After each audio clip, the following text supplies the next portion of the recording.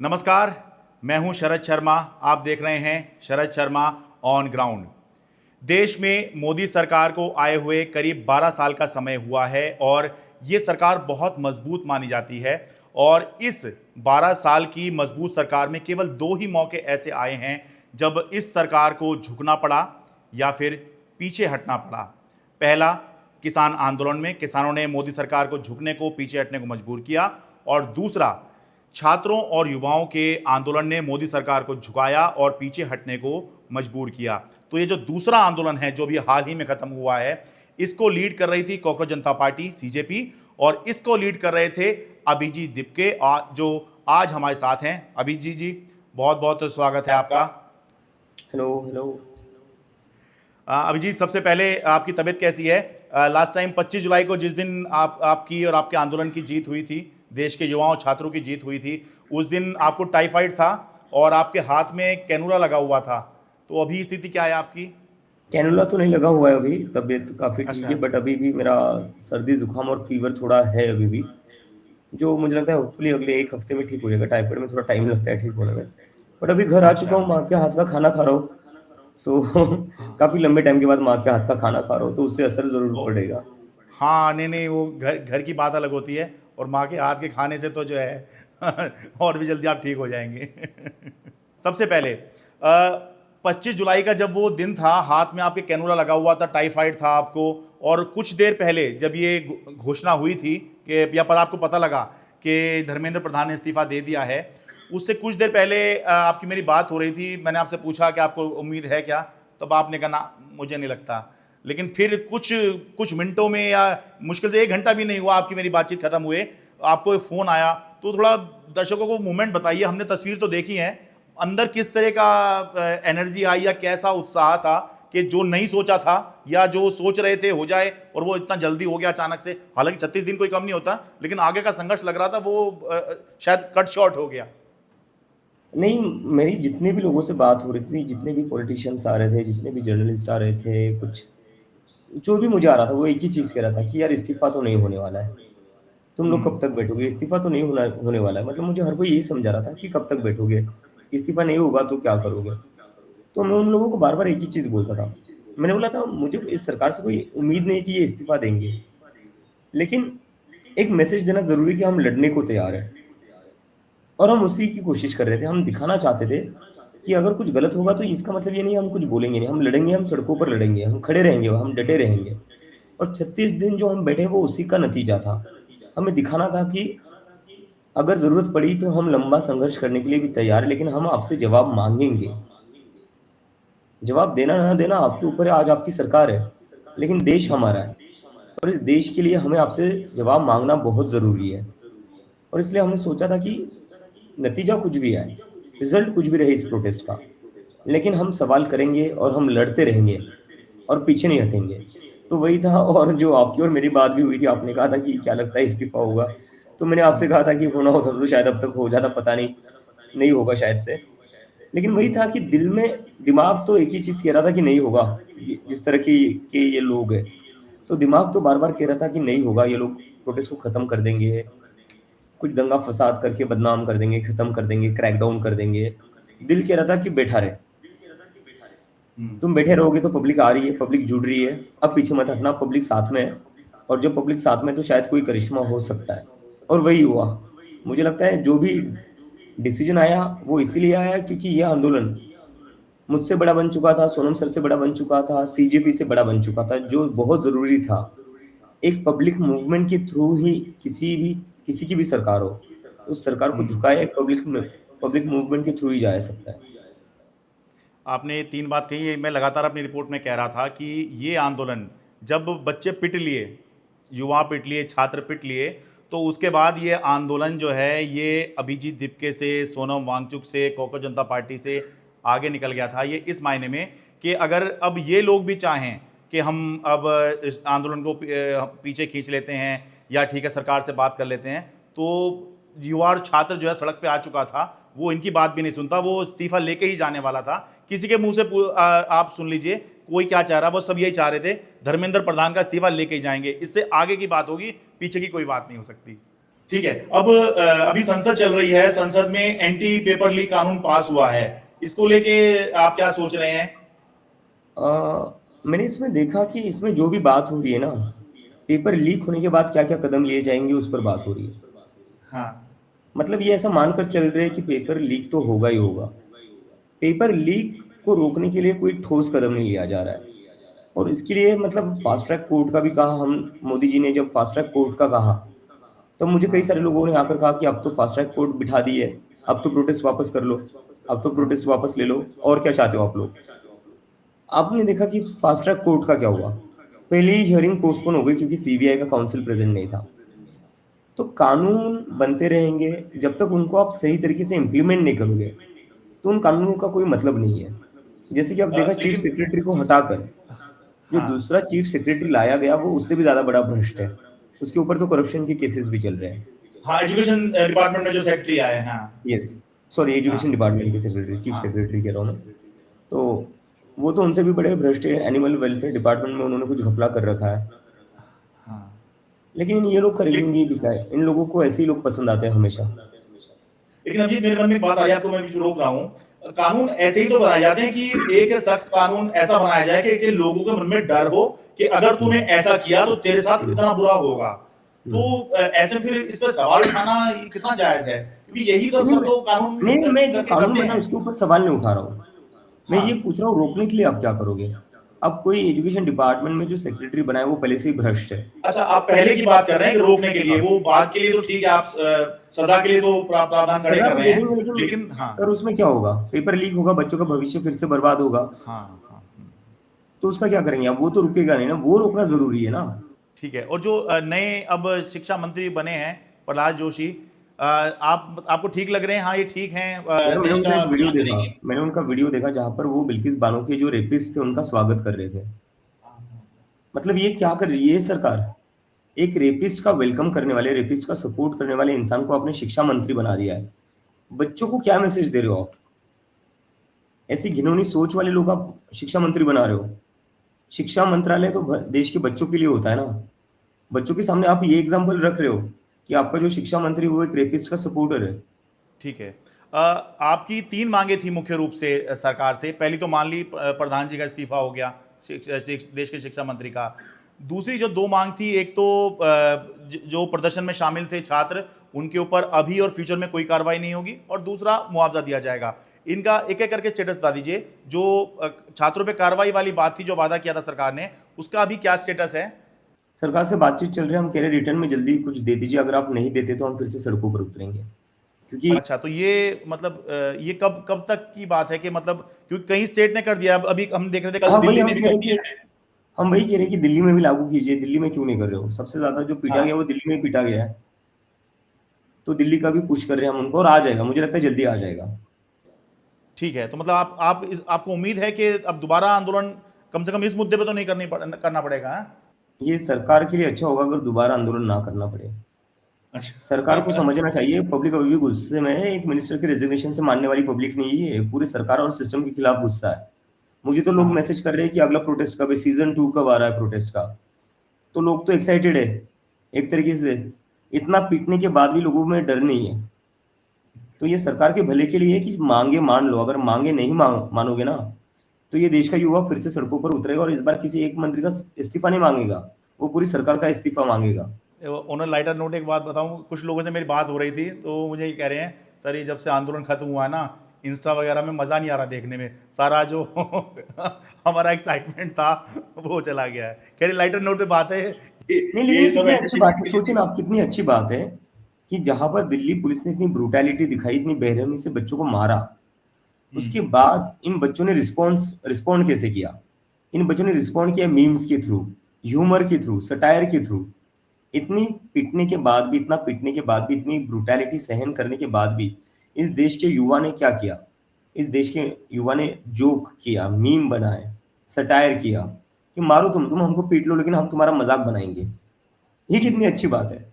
ये मारपीट वाली बात पे आऊँगा मैं। पहले मुआवज़े वाला बता दीजिए। ये सरकार ने ने एक और माँग आपकी मानी थी कि मुआवज़ा जो है दिया जाएगा उन बच्चों के परिवारों को जिन्होंने नीट के एग्ज़ाम लीक होने के चलते अपनी जान गँवाई। उस पर जो मुझे सुनने में आया, सरकार कह रही कि कुछ रूल्स और कुछ नॉर्म्स होते हैं, वो हाँ देखने के हाँ। बाद ही हम मुआवजा देंगे। तो मुझे समझ में नहीं आता, जब आपको सरकार गिरानी होती है तब आपको रूल्स और नॉर्म्स याद नहीं आते।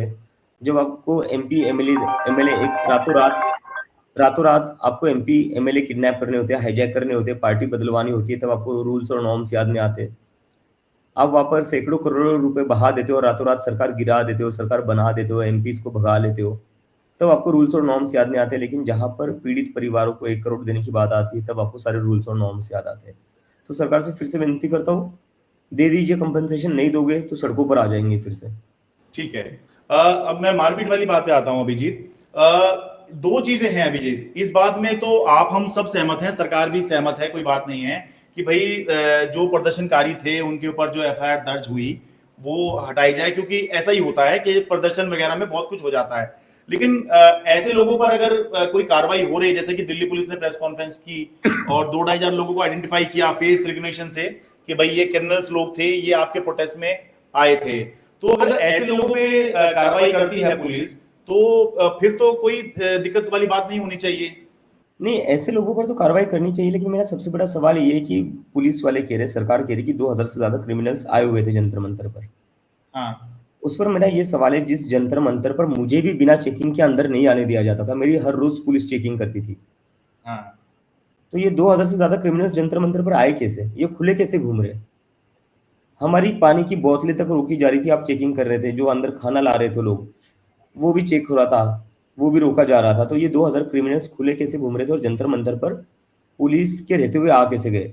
फिर तो इन्हें लाया ही गया है ना। तो ये तो फिर सरकार का फेलियर है, पुलिस का फेलियर है। और फेलियर नहीं, मैं कहूंगा ये एक तरीके से साजिश है, क्योंकि जिस प्रोटेस्ट को जो बंदा ऑर्गेनाइज कर रहा है, अगर उसको बिना चेकिंग के अंदर नहीं भेजा जा रहा है, तो ये 2000 से ज्यादा क्रिमिनल्स कैसे आ गए?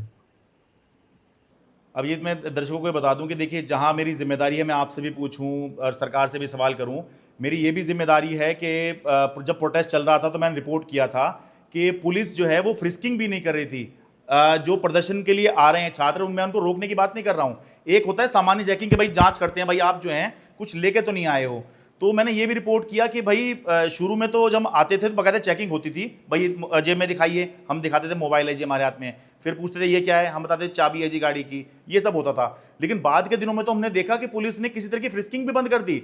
यानी कि कोई भी जंतर मंतर पर आए और कुछ भी मान लीजिए यहाँ पे कुछ अनहोनी कर दे, तो उसके लिए कौन जिम्मेदार होगा? ये तो प्लान था ना, यही तो प्लान था। 19 हाँ जुलाई की रात को पत्थरों से भरे ट्रक पुलिस वाले पार्क करते हैं जंतर हाँ मंतर के ये पास। 19 जुलाई की रात को उस ट्रक हाँ का मैं वीडियो डालता हूँ, उसके बाद पुलिस वाले आशुतोष और सौरभ को बुलाते हैं और कहते हैं, अभिजीत ये वीडियो क्यों डाल रहा है? ये वीडियो तो एमसीडी का है, यहाँ पर जो कंस्ट्रक्शन चल रहा है उसका वो सारा डेब्रिस है, ये पुलिस का कहना था। और अभी पता चला है कि वो ट्रक तो एक एक्सीडेंट में पकड़ा गया था, फिर उसी ट्रक में इन्होंने पत्थर भरकर वहां लगाए हुए, ऐसी न्यूज स्टोरी आ रही है। पुलिस अब पल्ला झाड़ रही है, कहती है ये ट्रक तो किसी का है ही नहीं, जबकि हमें बोला गया कि ये एमसीडी का ट्रक है। तो सच क्या है? सच ये है कि पुलिस ने जानबूझकर पत्थरों से भरा ट्रक वहां पर पार्क किया, और बस ट्रक ही पार्क नहीं किया, एक टूटी हुई वैन भी खड़ी थी वहां पर, ओमनी, टूटी हुई पहले से ही खड़ी कर रखी थी, ताकि अगले दिन न्यूज चलाई जा सके कि देखो पत्थरबाजी हुई है और लोगों ने वैन को तोड़ा है, जबकि वैन पहले से ही टूटी हुई थी। पत्थर हालांकि कैसे आ गए देखिए जंतर मंतर पर? पत्थर कैसे आ गए? मेरे इतनी मन में सारी ये भी पुलिस बात की आ रही है कि बैरिकेडिंग, मैंने आपने स्टोरी बैरिकेडिंग देखी ना सुनी क्या भैया? इसको। हाँ आपने बैरिकेडिंग देखी? पूरे जंतर मंतर के चारों ओर बैरिकेडिंग लगा रखी थी, एक तरीके से किला बना गया था। उतनी हेवी बैरिकेडिंग के बीच, जहां से मेरी कार भी अलाउड नहीं थी, हाँ। वहां से इतना पत्थरों से भरा ट्रक कैसे आया? हालांकि मैं एक बात बता दूं अभिजीत, आप प्रॉपर दिल्ली के नहीं हैं या आपने दिल्ली में काम किया है काफ़ी। एमसीडी और एनडीएमसी ये अलग अलग एजेंसी, इनका एरिया तय है। तो जहां की हम बात कर रहे हैं जंतर मंतर पार्लियामेंट स्ट्रीट, ये एनडीएमसी का एरिया है। अगर ट्रक एमसीडी का है तो एनडीएमसी के इलाके में क्या कर रहा है? पार्लियामेंट चल रहा है भाई, यहाँ एक एक वाहन का जो है देखा जाता है कि कौन यहाँ खड़ा है, क्यों खड़ा है भाई, कितनी देर से खड़ा है भाई। यार आप बताओ ना, आप जब रिपोर्ट करने आते थे आपको कैसे आने दिया जाता? आपकी गाड़ी नहीं आती होगी, आपको भी कहीं दूर हाँ गाड़ी हाँ, रख, हमारी हमारी गाड़ी बाहर रोक दी जाती थी। हाँ तो इतना बड़ा ट्रक कैसे आ गया स्टेज के पीछे? हाँ, इतना बड़ा ट्रक कैसे आ गया पत्थरों से भरा? बिल्कुल सही बात है। तो ये अच्छा, तो पूरी ये साजिश इस थी, चीज ये में पूरी साजिश थी। अब इसको लेकर काफी रिपोर्ट भी हो रहा है। हालांकि और एक ये भी बताना है कि प्रदर्शन के दौरान जो है बहुत सारी चीज़ें दिल्ली पुलिस कह रही थी ये फेक न्यूज़ है, ये फेक न्यूज़ है, और उसके बाद खुद जो है ये साबित हो रहा था कि नहीं, आपने जो ट्वीट करा है ये फेक है। जैसे कि दिल्ली पुलिस खुद को ही फैक्ट चेक करी थी। वो कार्तिक कॉलिंग कार्तिक चल रहा था उनका। हाँ। वो जैसे कि उन्होंने पहले कह दिया पैलेट गन नहीं चली, बाद में जो है साबित हुआ कि ये पैलेट गन चलाई हुई है आपने। अभी गन शॉट को लेके चल रहा है वो। हाँ, तो अभी इन लोगों ने गन गड़बड़ शॉट तो को लेके बहुत करी है, चल रही गड़बड़ बात, बहुत करी और इन उसको लोगों ने। लेके भी बात चल रही है जो आखिरी के दिनों में, बिल्कुल आखिरी का दिन था उस दिन, तो पुलिस ने वहां पर खाना डिलीवर कराने वाले को भी रोक दिया था, और बाकी कोई गाड़ी भी जो ओला उबर रैपिडो ये भी सवारी वहां के लिए उठा नहीं रही थी, क्योंकि दिल्ली ट्रैफिक पुलिस ने एडवाइस जारी कर दी थी कि भाई जो रिस्ट्रिक्टेड एरिया है यहाँ के लिए आप सवारी मत लीजिए, यहाँ पर आप खाना डिलीवर मत कीजिए। और इसको कह रहे हैं, कह देता फेक न्यूज़ है, जबकि खुद दिल्ली ट्रैफिक पुलिस ने ये एडवाइजरी जारी करी थी। एडवाइजरी जारी की थी। अच्छा अभिजीत, एक कुछ लोगों पे जो है केस दर्ज हो रहे हैं। लेटेस्ट है एक शायद नोएडा की एक लड़की है, उसने प्रधानमंत्री के बारे में कुछ अपशब्द कहे, उसके ऊपर एफआईआर हुई है। तो ऐसे के लिए कि भी आपकी पार्टी जो है वो समर्थन में उतर रही है? मैंने वीडियो देखी नहीं वो, मुझे अभी कुछ लोगों ने बताया, मैं वीडियो देखूंगा वो। लेकिन अपशब्द की बात जहां तक आती है, हमने तो अपशब्द का कभी सपोर्ट नहीं करा है। लेकिन अपशब्द पार्लियामेंट में रमेश बिदुरी ने क्या कहा था, वो कौन से शब्द थे? योगी आदित्यनाथ जो उत्तर प्रदेश के मुख्यमंत्री, उन्होंने एक एएनआई की कैमरा पर्सन को क्या कहा था, सबको पता है। आपको तो पता ही होगी वो वीडियो, जिस वीडियो की मैं बात। हाँ हाँ, मुझे पता है वो। हम मतलब उस तरह की बात मतलब नहीं बोल सकते। तो वो अगर हम उस भी लड़की कर देते पर अपने केस चैनल पर, फाइल कुछ हो वैसे रहा है, छूट जाए तो बात अलग है। उस लड़की पर केस फाइल हो रहा है, तो ये जो हाँ एमपीज और पॉलिटिशियंस है बीजेपी के, ये जो हाँ। गंदे गंदे शब्द यूज करते हैं, गाली गलौज करते हैं, पार्लियामेंट के अंदर करते हैं, इनके ऊपर कोई केस केस क्यों नहीं फाइल हो रहा है? इस देश में दो कानून क्यों बने हुए हैं? लोगों के, आम लोगों के लिए अलग से कानून, और जो एमपी एमएलए है उनके लिए अलग से कानून। उन पर भी एफआईआर हो। अच्छा, ये क्या ऐसे लोगों पे भी आप चाहेंगे कि कार्रवाई हो? क्योंकि मैंने खुद देखा था कि जब प्रदर्शन चल रहा था अभिजीत, तो छात्र तो थे, वो दिखाई दे रहा था, एक तरफ छात्र पिट रहे थे, कहीं कहीं जगह ऐसा दिख रहा था कि गुस्से में आके जो है झड़प हो गई पुलिस के साथ में ये सारा वेल छात्रों की। ऑर्केस्ट्रेटेड था बीजेपी द्वारा, सारा वेल ऑर्केस्ट्रेटेड था। आपको पता है, आप जंतर मंतर रेगुलरली आते थे, और मैं रोज एक चीज कहता था कि हाँ, लेकिन हमें, अभिजीत कुछ उपद्रवी तत्व थे, मैं देख रहा था उसमें जो मैं उसी पर आ रहा हाँ हूँ, मैं उसी पर आ रहा हाँ। हूँ। मैं ये पहले दिन से कह रहा था कि हम लोगों को पीसफुल रहना है, हम लोगों को नॉन वायलेंट रहना है, हम लोगों को कहीं से भी एग्रेसिव नहीं होना है, क्योंकि कुछ लोग भेजे जाएंगे बीजेपी द्वारा इस प्रोटेस्ट को खराब करने के लिए, बदनाम करने के लिए, जो ऐसी हरकतें करेंगे। और जो मैं पहले दिन से कह रहा था, इन लोगों ने वही करा। सिविल ड्रेस में कुछ लोग आते, पुलिस की लाठी लेकर बच्चों को पीटना शुरू कर देते पुलिस के साथ। कौन थे ये लोग? उनकी वीडियोस वायरल हो रही है, कैसे पुलिस के साथ मिलकर वो बच्चों को पीट रहे थे। सिविल ड्रेस में कुछ लोग आ रहे थे जो पुलिस को जानबूझकर प्रोवोक कर रहे थे। हमारे साथ तो नहीं थे वो, हम 1 महीने से बैठे हुए थे। आप बताइए, 1 महीने से हमसे कोई भी ऐसी चीज हुई हो जहां पर हमने किसी को प्रोवोक किया हो, किसी के अगेंस्ट एग्रेसिव हुए हो? मैंने तो पुलिस के पैर भी पकड़ लिए थे। तो ये हाँ, हमारे लोग तो थे नहीं, ये बाहर से भेजे हुए लोग थे जो जानबूझकर ऐसी चीजें कर रहे थे इस प्रोटेस्ट को बदनाम करने के लिए, डिफेम करने के लिए। अच्छा, राहुल गांधी अमित शाह के इस्तीफे की मांग कर रहे हैं इसी सब को लेकर कि भाई बिना अमित शाह के ऑर्डर के ये बच्चों पे, छात्रों पे, युवाओं पे कार्रवाई नहीं हुई होगी। आप सहमत हैं उनकी इस मांग से? क्या आप भी मतलब डिमांड करेंगे नहीं, अमित शाह बिल्कुल। करे? दिल्ली पुलिस अमित शाह को ही रिपोर्ट करती है ना, दिल्ली हाँ। पुलिस होम मिनिस्टर को ही रिपोर्ट करती है, क्योंकि यूनियन टेरिटरी है।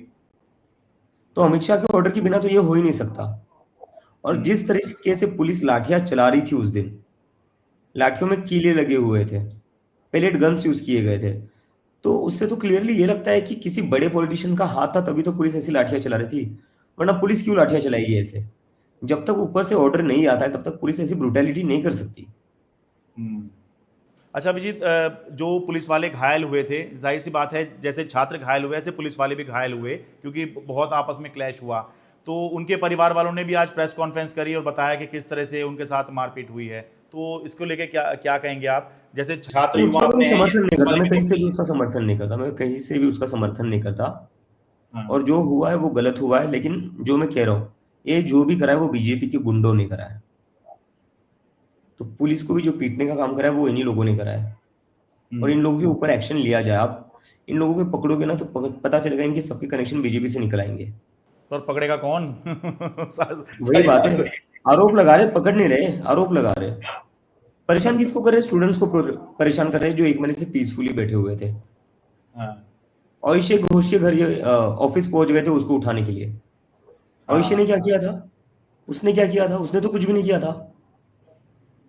तो ये मैं जो कह रहा हूँ ना, ये जो भाजपा द्वारा भेजे गए गुंडे थे ना, उन्होंने उत्पात मचाया, उन्होंने सारी गंदगी फैलाई, और उन्हीं का नाम यूज करके ये असली स्टूडेंट्स जो पीसफुली प्रोटेस्ट कर रहे थे उनको परेशान कर रहे हैं। ये सोची समझी साजिश है इनकी। अभी तो आप इतने ज़्यादा आपने बीजेपी का नाम ले लिया है ना कि लोग कहेंगे आप बिल्कुल ही एंटी बीजेपी हैं, कोई कोई अच्छा काम बीजेपी ने किया ही नहीं मैं है क्या? एंटी बीजेपी ऐसा नहीं है, जो लोग सरकार में है हाँ वो लोगों को हम सवाल करेंगे, सवाल पूछेंगे, और जो ब्रूटैलिटी करी है ना, तो उसके बाद हाँ में किसका नाम लूं? हम्म बच्चों को पीटने के ऑर्डर किसने दिए? बीजेपी के नेताओं ने दिए ना, नहीं देते बच्चों को पीटने के ऑर्डर, आपके अपने बच्चे मतलब नहीं है जिसके क्या? पास अधिकार है वही जिम्मेदार है। वही जिम्मेदार है।